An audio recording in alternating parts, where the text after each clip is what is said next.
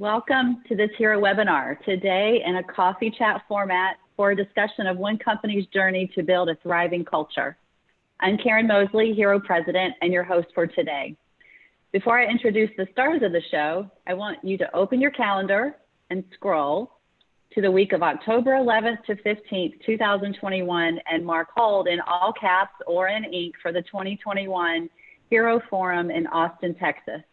We'll be tackling the theme Bouncing Back, Boosting Mental Resilience, and Building Organizational Immunity. Watch for the call for presenters in December. But now it is my pleasure to introduce Sandra Kuhn, Senior Total Health Management Consultant at Mercer. Sandra has a long history of specialty consulting in the field of behavioral health and provides both clinical and theoretical expertise as a licensed clinical social worker. She graduated from NYU with an undergraduate degree in math and economics and received her Master of Social Work from Grand Valley State University. She's also a certified trainer for mental health first aid. Sandra is joined by Sandi, Stein, Global Head of Benefits at Brown Brothers Harriman and Company, where she is responsible for the Global Benefits Platform as well as the Global Mobility Program. Sandi leads this award-winning well-being program and is the global chair of the company's Pride Network. Sandi has a degree in psychology from SUNY Albany and certified financial planner from NYU. She also serves in a number of volunteer leadership roles, including vice chair of the Northeast Business Group on Health, executive on campus mentoring program at Baruch College, and the Boys Town of Italy, a nonprofit organization providing opportunities for migrant boys from war-torn countries. We're also fortunate to have Parul from Mercer and Ariane behind the scenes and assisting with the polling and the Q&A following the coffee chat, which reminds me to tell you to please submit your questions in the Q&A box, and we'll get to as many as we can, so don't hold on to them. So now, Sandra and Sandi, welcome. Thank you so much. I'm very excited about this opportunity to chat with Sandi about the great work that she and her team have done at BBH. I do want to remind everyone, if you have your cell phone nearby, to keep it handy, because as we progress in our conversation here, we will have some exercises, and the first one will involve some texting. So with that, Sandi, we've talked a lot about this topic over the years that we've known each other. And I know that at BBH, you guys have a long history of really introducing a culture of caring into the organization. And in terms of a broader base wellness and well-being effort, can you just share a little bit about that for the context, and then we'll dive into mental health a little more specifically? Absolutely. Sandra, thanks for having me. Karen, thanks for having me, and all of the HERO team. It's a pleasure and an honor to talk to you today. I am going to be celebrating my 9th anniversary at Brown Brothers next March. And very soon after joining Brown Brothers, I started to dig in and get closer to the programs that were offered, and identified very quickly that 80% of our employees were enrolled in an HMO. For those of you who know, which many of you do know, that that is a medical plan where you typically see co-payments. Never did most of the employees ever have the pleasure of reading an explanation of benefits to know what the actual cost of healthcare was. So that was something that was high on the priority list in terms of what we might consider transforming. Another area of opportunity was specific to a wellness program. Brown Brothers never sponsored a wellness program. We know that that is a trend for many employers for a whole host of reasons, lots of reasons people look at those programs. And probably within 3 to 4 months after my joining, as I was planning for 2013 open enrollment, I pitched a series of ideas. And one of those was to consider, well, I think the first place I started was looking at the cost trajectory of our medical plan over the next 5 years. Now, Brown Brothers is in business for now celebrating its 202nd anniversary, always as a multinational. Brown Brothers is the last privately held bank in the United States. Some people hear Brown Brothers, They think we're in real estate or we're a law firm, but we are a bank. And the majority of our employees are back office employees. Our biggest line of business is custody, and I probably should have started with that. We've got 6,000 employees worldwide. 3,500 of those are in the US. And again, I was laser focused on the US. So I went into this meeting planning for 2013 open enrollment, showing cost trajectory in the beloved HMO. And privately held means the partnership owned the company. And I remember looking at that cost trajectory and saying, if this is okay for the partners, then it's okay for me, which is probably not the truth. And I shared with them that a very, very big financial services competitor had actually moved to full replacement high deductible plan 6 months earlier. And one of the partners on the committee, who's now today the managing partner, said, "Ooh, let's do that. Let's do full replacement." I'm like, no. People they don't even know how to spell deductible. Like, they did not understand those things. So I'm pleased that after that meeting, we laid out a really awesome timeline in terms of transforming healthcare at Brown Brothers, considering the need for employees to be better consumers, how to engage them in different ways, and how to potentially change their behavior with respect to our plans. My vision and my goal is to have employees have a vested interest in their health and their healthcare decisions. That's great. And then from there really became the wellness effort, right? Yep, That followed closely after. Yep. Partnering with Mercer, we set off to look for a wellness partner. And pleased to say, I mean, that took quite a while, as one could imagine, in a culture that never had any programming like that. So in the US, with open enrollment, we launched in October of 2013, just in the US. Very, very, very well received. And then we went global, all of our locations, in January of 2015. And at the beginning, you had certain pillars that you'd identified, right? And I know that the personal pillar, which is where you house, emotional well-being and other types of, mental health supports potentially, that one wasn't quite as built out when you first went out, right? Yeah. So I want to just talk to the branding when we launched in 2013, which was "It starts with," and it was a blank line. Mm-hmm. So we wanted it to be kind of agnostic to all of HR, right? So if someone in talent and development who ran that line wanted to say it starts with development, or it starts with certification, or it's, or if I wanted to use it for financial, it starts with $1 or 1%, let's say for 401k, participation. So it was agnostic, and I thought that was kind of the easiest way to kind of slide the program in. So when we looked at what we offered in terms of mental health, we had I think a pretty unusual design. We had on-site therapists who were employees of Brown Brothers, who reported to me, which was, to say the least, extremely odd. We also had a very small piece of EAP support from our medical carrier, and it really was lean, bare bones. And I think the firm and the partners really valued the on-site providers. So that's really the framework that we had early on. And I think that it was certainly unusual, your configuration, right?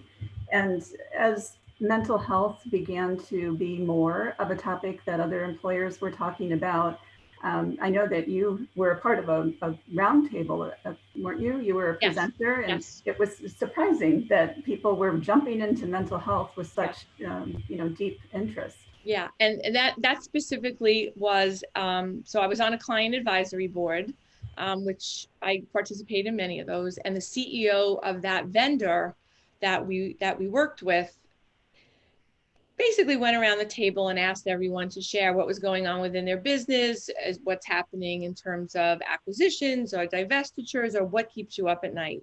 And every single one of my colleagues at the table, and I think I was actually last, every single one of those colleagues mentioned that what keeps them up at night were behavioral health issues. And I sat there scratching my head saying, why is that not at the top of my list? Why is this something I'm not focused on? And that really put me on a path to really dig down deep and really look at our resources and understand where there was opportunity, where there was need.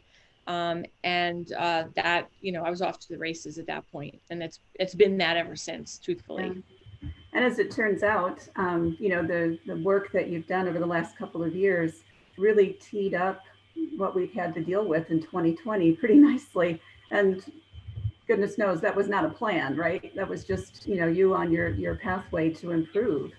Sheer luck and fortuitous timing is how I describe it. That's right. Can you talk a little bit about what launched? Absolutely. So the wellness program that we launched in 2013 evolved over time, and it's actually 3 years ago, 3 years back from now, where we launched and we rebranded and we pivoted away from wellness to well-being. And that's when we really, really made a commitment to financial well-being, personal well-being, and physical well-being. And we rebranded our program THRiVE as a call to action. And I remember that, and many of you who are on this call know, who kind of sit in the same seat as me, know that any white paper that you read, the way you get to achieve great success in your program is through senior leadership sponsorship. Okay. And that's something that we lacked for whatever reason. And so when we were planning to launch THRiVE, we had to rethink this and we needed to source executive sponsors. Now, in my other role as head of global mobility, I traveled a lot. I miss traveling today, as I'm sure are many of you.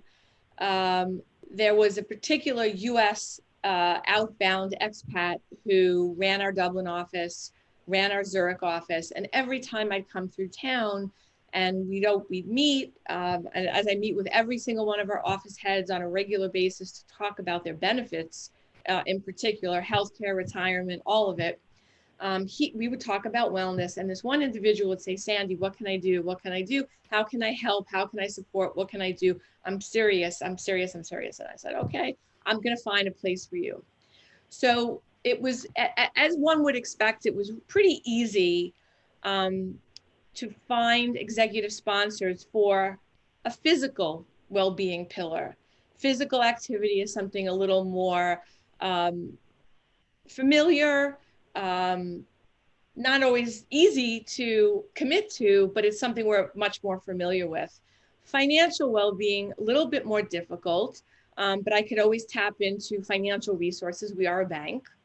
And the one that really stumped me was, how am I going to find a mental health executive sponsor? And I remembered in all my travels, there was one individual who said, I want to help. And I decided I'm going to put a calendar invite out for him. And then on a Friday morning, I called him and I said, Hugh, you've been offering, you've been asking, and you drew the short straw. You got the really tough one. And we talked about it and we shared personal stories with one another. And he said to me, Sandi, I'm going to stand shoulder to shoulder with you on this journey. And I was in awe, amazed, and that really is what got us really on the road. So 3 years ago we launched, and that was the concerted effort for THRiVE. Yeah, that's great. And that executive leadership and sponsorship is so critical in many ways for all of well-being, but I feel like I've seen it have real impact when it comes to mental health. You know, just the opening of the door, making it okay, you know, to talk about it, or making it okay not to be okay. is super important. There's a question that kind of came in, and I want to go back and revisit something that you said before we go any further. And it was around the configuration of your on-site counselors. The question was, how did you deal with any kind of concerns about lack of confidentiality or distrust of having those resources be BBH employees? So the best thing that ever happened, and I can't believe I'm actually admitting to this, was an internal audit. And the internal audit kind of came into my world, as they do every other year, because my programs are high risk, mostly with respect to confidentiality and cost. And they really, really dug in on the on-site EAP in terms of HIPAA compliance, HIPAA notices, utilization, all of it. And the conclusion that internal audit identified was, this is too risky. And our recommendation is to outsource their employment to your EAP vendor. And there you have assurances that that EAP vendor would ensure compliance, licensing, all of it. I mean, what would I ever begin to know about a therapist having the licensing renewed and the malpractice insurance and all those kinds of things? And that this is not in my wheelhouse. And we did then, so it was a tough conversation, but we ultimately moved their employment from Brown Brothers to the EAP. Yeah. Which created actually good opportunity for better infrastructure and reporting and leveraging all the resources that came from the EAP provider. Yeah. And that's my experience, that most of the clients that I work with who have on-sites, have the employment relationship going through the EAP for the very reasons that you identified. So thank you. So just as we start to think about bringing the program, all the efforts that you've gone through thus far to 2020, we mentioned that you launched some new things in the beginning of January, which were, as it turns out, phenomenal supports for everything. What are some of, if you can just touch on what those supports were, but also kind of what are you hearing from your employees in terms of concerns as it regards the here and now on mental health? I think so. Just let me just quickly talk about, over the last couple of years, you and I have worked together with the teams to find better resources. When we look at our demographics and we looked at the EAP support that we had, I think we all would agree, and this is a national issue in terms of access to care, access to quality care, access to affordable care. Those networks or the providers in those networks are pretty lean, and the experience that we've had is that one of three things will happen. One, you'll go on a website, or you'll pick up I don't even know, a provider directory, if those even exist anymore, and you'll call someone. Likely you'll never get a return phone call. Mm-hmm. What might happen is you'll get a return phone call to be told that they're not accepting new patients any longer. Or you'll get a return phone call and they'll say, I can see you in 6 weeks' time. Okay, and that wasn't ideal. So what we knew was that people were not in care. Okay, the only people that could be in care are those who could afford to go out of network. So the lion's share of people, the network was lean. If you could afford to go out of network, wonderful. But also the other point in terms of the healthcare plan changes that we implemented, 76% of our employees are enrolled in a high deductible plan. Okay. Yeah. Okay. So that's also a barrier to care, because there's a deductible, a high deductible that has to be met. So we didn't have anything that was robust in an EAP. We really didn't have anything that we could offer to employees. We had the high deductible issue, which was a barrier to care, or if you could afford to go out of network, good for you. Mm-hmm. So we needed to redesign everything. And we worked together, and I wrote down the note that, Cruel's going to kill it. Vendor Innovation Day. We started looking at some digital solutions, and we recognized that that was not a good culture fit for us. And then we really, rolled up our sleeves and started looking for EAP replacements, which we found, and which took a while. And to your point, 2020 was not anything that any of us could have ever planned or imagined. When I think about the EAP support, it is a high quality EAP. I knew that I was getting technology enabled solutions with the vendor. People could make appointments online within 5 minutes of registration, and our SLAs with our EAP provider, you probably were getting in to see someone now virtually in probably 48 hours. That was pre-COVID. So we knew what we were buying. Last year, we had a commitment to pilot, notice and respond, manager mental health training. So those were the two things we knew going into 2020. We had a new partner. We had a new EAP 16 session model. Most of us know 3 to 5. And we knew we were going to do some manager mental health training. That's what we knew. Yeah. And the world looks very different today, given all of the things that have taken place. A global pandemic, a 24/7 news cycle, acts of racial and social injustice in the world, and climate changes.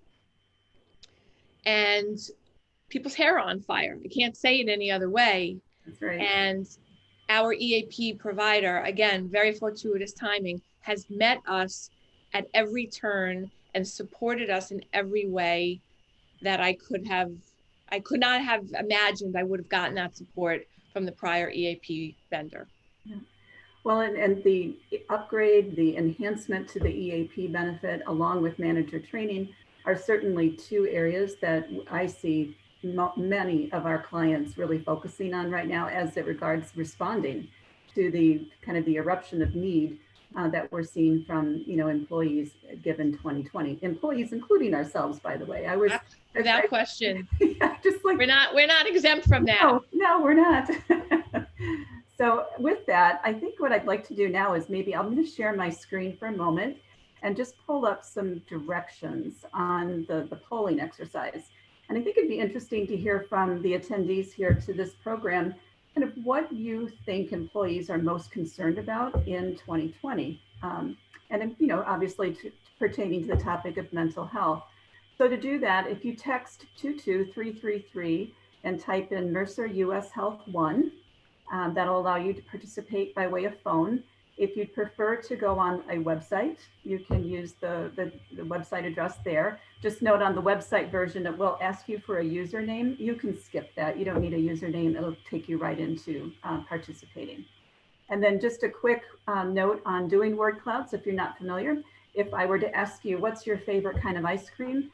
The way that you would want to respond to give good answers for the cloud is to use chocolate.chip or chocolate chip, all is one word. If you use two separate words, the cloud doesn't make quite as much sense. So with that, I'll stop sharing, and Parul's going to bring up for us the word cloud. And again, the question is, what do you think employees are most concerned or worried about in 2020? I'll just give you a minute to hopefully participate there.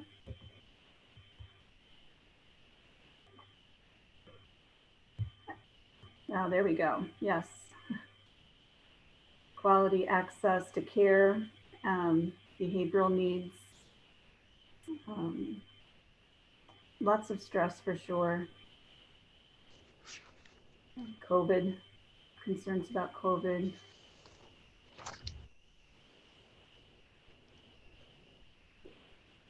I can see that the stress and health words are dominating here. Remote working, very different way. I think that remote working, Sandi, is really, I've seen so many clients, of course, have to convert to that.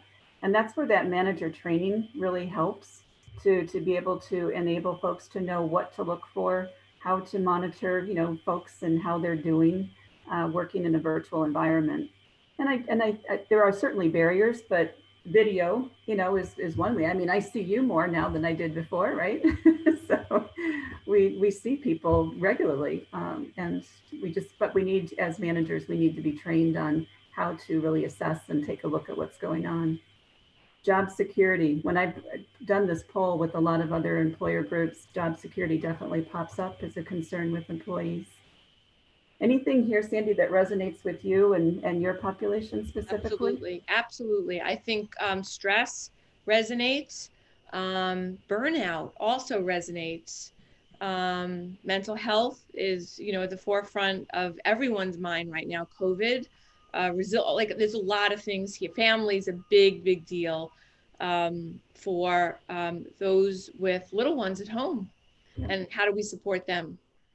And you do a series of different pulse surveys, right, to check in with folks. Can you Yes. talk a little bit about that? Yeah. We have the pulse surveys that we do, we typically do after a wellness event. And by event, I mean a campaign or a challenge. So if so for personal well-being, we did a gratitude journal challenge campaign where we got people to register.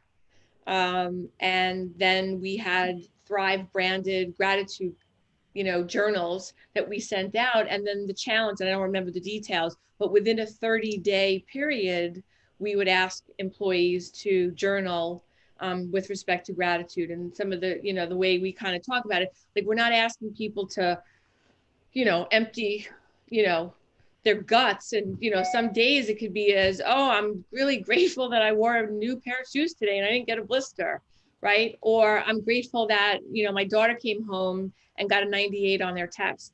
So we do pulse surveys after we have those events to kind of help guide us in terms of what do we need to consider and what do we need to think about going forward. And we do that in all of the pillars after all of the challenges.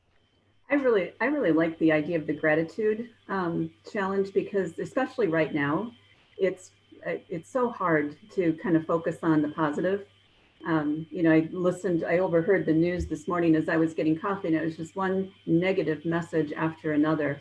And I said out loud, I said, I'm so tired of just the constant negativity. Yeah. And, that kind of an exercise or that kind of a challenge really would possibly be difficult. Yes. But could have some good rewards in it too, because there are good things happening around us, right? There are absolutely. I mean, we ran a campaign, I would say, I don't know if it was 2 months into the pandemic, and it was a campaign specific to silver linings. Okay. And we asked people to submit a photo of the things that they were able to focus on now that they were working remotely. So we got submissions from people who were cultivating a garden, as one example.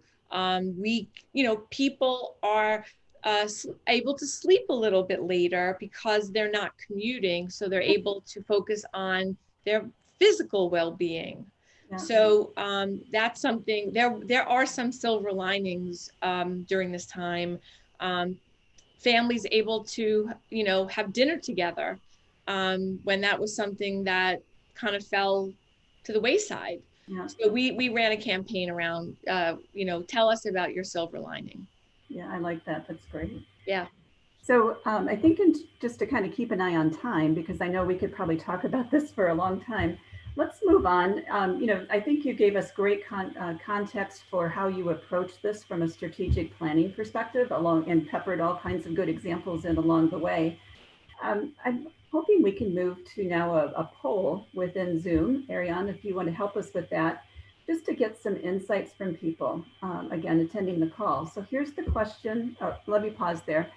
Ariane, are you ready for the poll? Yep, we're ready to go. Okay. So the question is, what is the largest barrier to employees accessing mental health care at your organization? So if you could just take a minute and let us know, you can answer as many as pertain.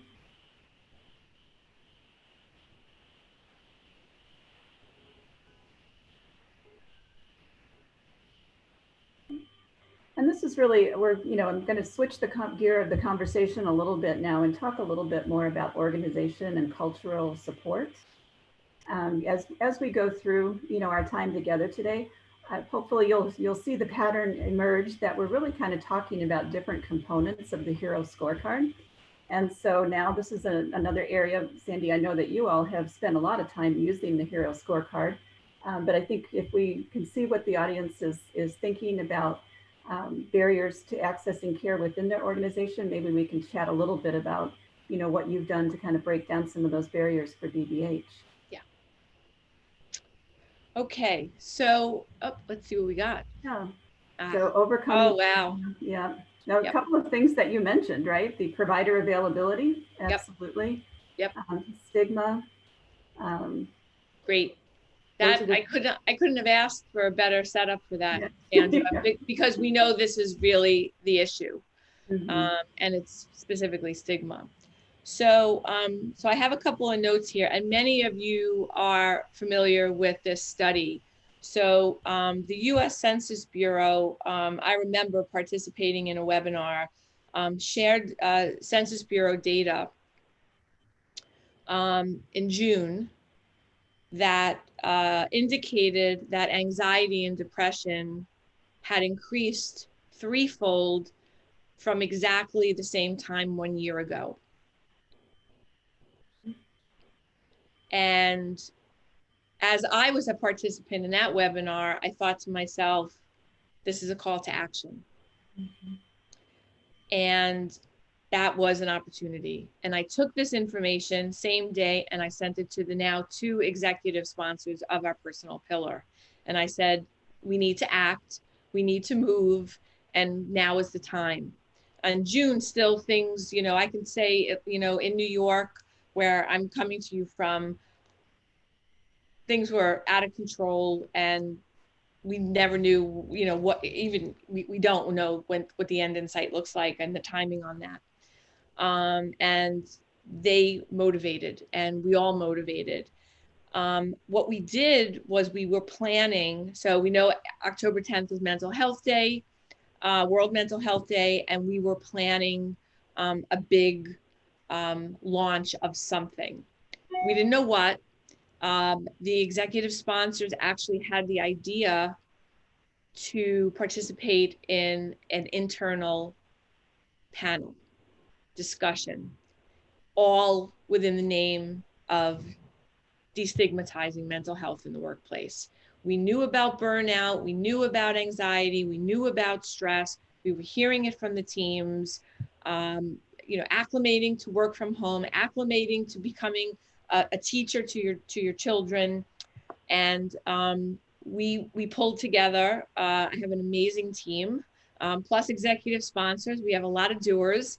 And we launched, I think it was the second week of October, what we call #Let'sTalk. That was our next initiative and next commitment. And we talked about that panel and who would be panelists other than the executive sponsors. And it could never really be HR, hawking HR programs, because that's not cool. And I explained to them, I'm like, sponsors, this is, you got to put this on your back. And we would meet on a weekly basis and we would say, so how's your progress in recruiting panelists? They came up empty. And the reason they did is because this is really hard. This is really, really hard to talk about. And after a good amount of encouragement and pushing, we got a really, really amazing panel of employees who came out of our Boston office, our New York office, our London office, our Dublin office, and we were at this, it was a global event, and it was really all in the name of destigmatizing mental health and being able to talk about it. That was a week that set off 4 events. The next 3 were with our vendor partners, focusing on resiliency, focusing on when to know when is it time to actually contact a professional. We had really great participation, and what we're going to be doing next is actually the call to action is going to be mental health champions, which we're hoping is a precursor to a mental health employee resource group. Yeah, that's great. You know, I had an opportunity, just to share a different client situation. I had an opportunity to participate in a webinar where I was a panelist, and they had invited a couple of other therapists to join the panel, and it was an all-company event. We had several hundred people on the line, and the objective here was to really validate that it's okay not to feel okay, and to have, you know, the opportunity for people to talk. And we used Zoom to do breakout rooms and small group discussions. It was probably one of the most rewarding experiences that I've had, just because people are so relieved, it appears. And, you know, this is a general statement, but so relieved to be able to just talk and to find people that they have a common experience with. And when, you know, before COVID, 1 in 5, right, US adults was impacted by a mental illness. So we all know someone, if not ourselves, who've had, you know, some involvement, but we don't talk about that. And so these forums, to be able just to identify and know that you're not the only person, and to kind of sit back at this point now during this webinar and observe and see how meaningful it was for folks to have the opportunity, it was something. It was Yeah, really something else. I can only imagine how powerful something like that was, as we had a very, very similar experience. And the feedback we got from employees, thank you for making a commitment to this area and caring about this. This is real. You can't check, you can't check everything at the door, when you were walking into a brick and mortar building. It's just not possible. It comes with you. Right. So we've gotten a lot of traction, and that's the silver lining with respect to mental health during this time. I'm going to keep us moving and maybe talk to us a little bit about program integration. I'd like to do another quick poll. Again, it's really helpful to kind of see, what others are experiencing here. But the question for the poll is, do you feel like employees know where to go for their mental health needs? This is just a real quick one. I'll be interested. I think I can predict where this is going to go. By what majority, I think, is the answer here. Okay, can we close that one out? I'm pretty sure that will just take a second. There you go. Actually, it's a little closer than I thought. I thought it would be just overwhelmingly no. I know that in working with some of our other clients, there's been a fair amount of effort, particularly as it results COVID, to kind of house a lot of information all in one spot on the internet sites so that people they know where to go, right? That's where it's previously been disseminated in many different resources, but housing all in one spot, really working with vendors to get them to integrate more closely so that if somebody pops in at the wrong place, they can get routed to where they need to be. Those are some things that I've seen. What about your experience in terms of program integration at BBH? Yeah, we work really hard on program integration. We've tried to do things where that vendor integration is, the 16 vendors that we have, bringing them all together, and we realize that that's not going to work, and it's never worked, unfortunately. And we said, you know what, let's focus on a smaller kind of pod, and that's been much more successful. And it's funny. I mean, I think some of the basic stuff that we used to do is equally important. When we think about open enrollment as an example, the decision maker is at home, right? So we send a lot, we still do snail mail. We send stuff home. We were just actually talking about the continuum of care, mental health, right? So we've got some digital solutions. We've got EAP.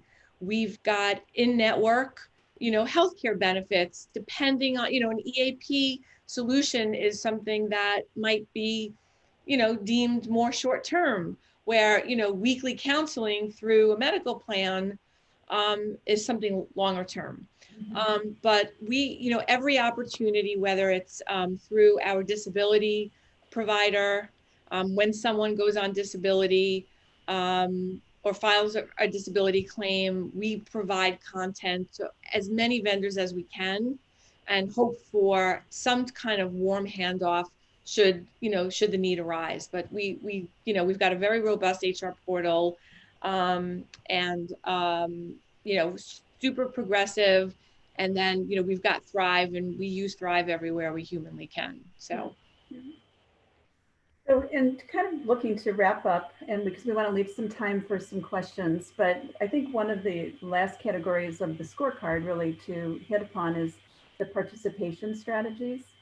And, you know, it's been an interesting few months here relative to watching the data with EAP and mental health claims. And I know here at Mercer, we did a small survey, not survey, but a small study based on our data warehouse.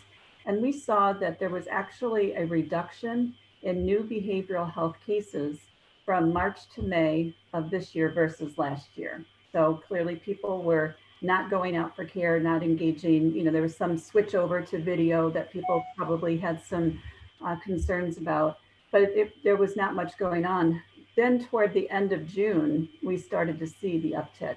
And I probably could be quoted as saying that I'm expecting there to be quite a built up demand for services as we look to the next 6 to 9 months, just as things catch up with people, so to say. Yeah. Did you see something similar with yours? We had the exact same experience. I was shocked to see that our utilization had not increased, but what we do know is the severity during that initial period was higher. Yes. Yep. Agreed. But the utilization, to your point, has started to tick up since June. And I would hope that we haven't gotten any data yet, but you know, our event in October, which was a global event, it wasn't just US, that reminding, you know, our employees, these are the different resources that you have available. We had our panel discussion with faces that were familiar to our employees. We had both of our EAP vendors, the US and the non-US, sponsor a webinar, different days. And we also had our wellness vendor host another event, just to be able to make sure people knew where to connect if they needed services or care or treatment. Right. So I think that one of the things that you and I've talked about before is that there's a long list, right, of different things that you've done, but you're not finished. And it's just a process that continues and needing to reinforce and say some of the same things over and over again, because when somebody needs the help, when they need to reach out for a resource, it's really that messaging is relevant for them at that moment. So keeping things, you know, continuously in front of people is critically important. Yeah, and evolving and continuously evolving that strategy. So at Brown Brothers, we've got a very, very, very, very strong grassroots commitment, and we see that in our ERGs.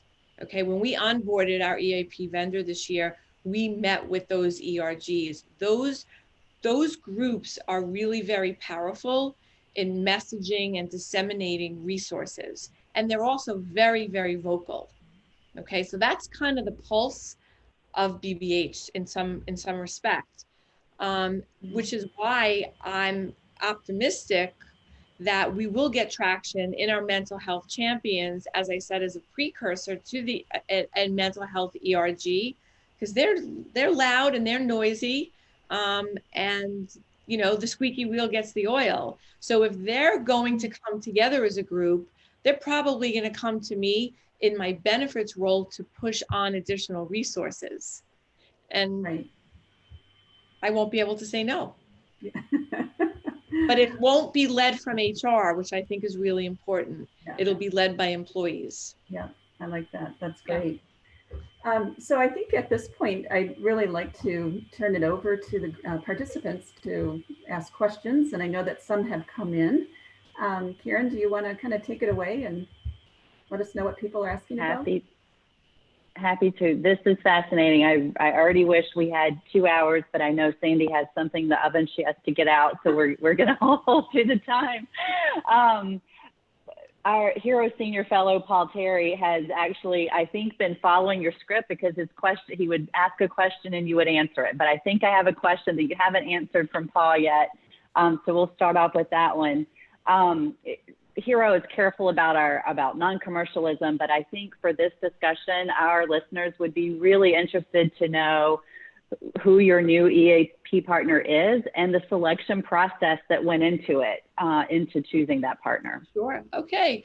So we selected Lyra, and we were looking for best-in-class, curated, high-quality network with technology-enabled solutions. And as I said, pre-COVID, we knew what we were buying. And I think about our 16-session model, and it was progressive. I think most of us think about 3-5 sessions. Who could solve anything in 3 sessions? How are you going to learn a new skill in 3 sessions? And 16, and this might not seem high, 16 members have maxed out on their 16 sessions already this year. They're outcomes based.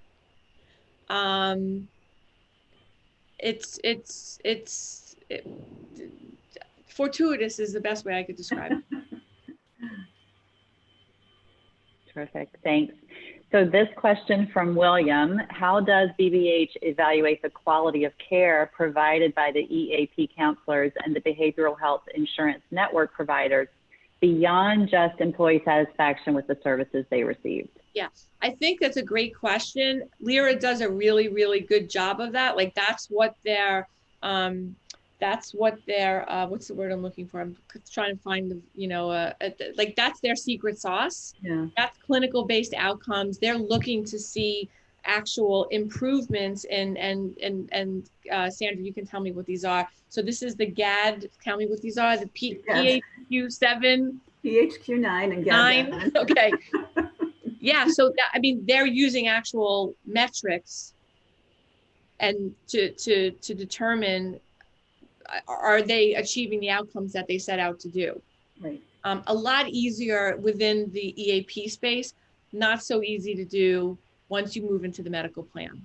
Yeah, and I would just add to that, you're absolutely right, Sandi, and I think that outpatient mental health services have not really had consistent ways of measuring quality and impact. And, Lyra, it was one of the first of the newer vendors to really come forward and make that the centerpiece of their value proposition. So they are able to implement, but when we look to bigger and broader networks, I think that's an area of work that people are taking on, but there's a little ways to go before it's completely implemented. Right. Sandi, you talked about ERGs as being the pulse of BBH. What are your thoughts on the impact of grassroots influences compared to executive sponsors? I think it really depends on the executive sponsor and how committed they are. We've got 6 executive sponsors and they all have an opinion about everything. I think the grassroots ERGs are the ones who really move the needle. They get the vote out, if you will. The executive sponsors help in terms of marketing. They trickle down in terms of their teams, their message. But it's, are they always the mover and the shaker? Not necessarily, but it certainly does help. And I get to use them to help advocate for resources. I do a good job myself advocating, but it's really important for me to, have that level of support. But I think the ERGs, at least within Brown Brothers, very, very strong. very, very strong coalition that we have. Yeah, nice. So at Hero, we do it. We talk a lot about engagement and employee experience. This question is, what do you feel has been the biggest contributor to getting your employees to move from contemplation or preparation to actually take action and engage with the programs and resources you provide? Well, so, you know, I'm not going to say, I'm not going to attribute this to incentives. Okay. And we incentivize people for doing everything. I mean, all of these pillars, this is all around behavior change. Okay. And if behavior was so easy to change, we would have all done it. You know, however many years ago, it's hard. You know, I'm not a fan of incentives because I think good health should be incentive enough. That sounds really gitchy, but you know, it's around behavior change, it's around readiness, you know, and I think mental health is a different issue. You know, we're not only talking about, you know, mindfulness, we're also wanting to, you know, focus on when do you really need to, you know, seek professional care. Okay. So that one's a little trickier. But we, you know, we message and we message, and you know, and if we don't get you the first time, we might get you in 6 months time or next year, because again, it's around readiness and what's going on in an individual's life. Yeah, it's nice to get the, you know, the $50 Amazon gift card, or it's nice to get, you know, if you provide gym rebates and, you know, because you've logged, you know, 70 hours at the gym or whatever it might be. You know, you've got, this is not a dress rehearsal. And we want to make the best of our time, you know, on this planet. But it's internal, but we want to have those ready now resources when people are ready. And I guess I would add to that too, Sandi, as we went through the process of evaluating different vendors, you know, really looking at the different solutions and thinking about what is the best member experience for your population. How does the solution present itself so that it's easy, right? It's easy for people to use. And I think that's really key in moving someone from, you know, the various stages of taking action. If you make it easy for them, Yeah. you know, it's just, it really facilitates that change. I mean, the system, the traditional system that we've all been a part of is not easy. Right. Yeah, and I was actually talking about this earlier in the week when we launched Lyra. I actually registered. Now, I did not finish my registration because I was not seeking, you know, a coach or a counselor. And I think 3 to 5 days every single day after I started that registration process, I got an email from Lyra every single day. So if I wasn't ready to make the commitment on that first day, they gave me an opportunity the second day and the third day.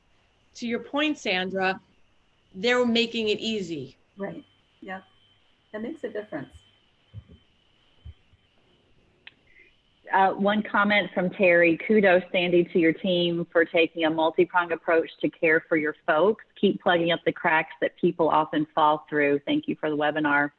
And now one last question, and then we'll invite both Sandi and Sandra for any final closing words. But this one is: mental health stigma has always been a crushing barrier to employees engaging and asking for support. But Sandi, have you observed that stigma has been a greater or lesser barrier during the pandemic? I don't know the answer to that. I think all I can speak to is the data. And to Sandra's point, what she was seeing in those first 3 months mirrored exactly what was happening at Brown Brothers. I think people were completely paralyzed in those first 3 months. I don't think they knew what to do. And I think destigmatizing and talking about the concept of burnout and stress and not sleeping and overeating and increase of substance use disorder, and all of that got people a little bit more comfortable to avail themselves of resources.